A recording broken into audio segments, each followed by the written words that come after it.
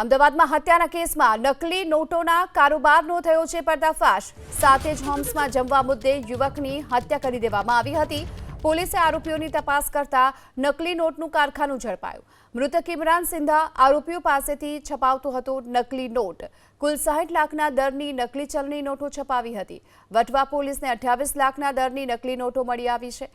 વિરેન્દ્રસિંહ બઘેલ, રવિ શાહ સહિત કુલ 5 લોકો સામે પોલીસ ફરિયાદ નોંધાઈ। અગાઉ 30 લાખની નકલી નોટ બનાસકાંઠાના મેરાજ રબારીને આપી હોવાની વિગતો પણ મળી।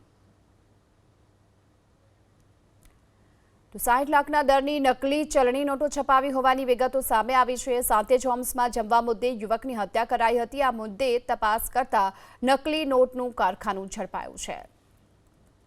કુલ 60 લાખના દરની નકલી ચલણી નોટો છપાવી હતી।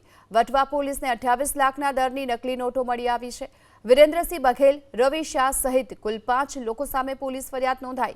અગાઉ 30 લાખની નકલી નોટ બનાસકાંઠાના મેરાજ રબારીને આપી હોવાની વિગતો પણ મળી।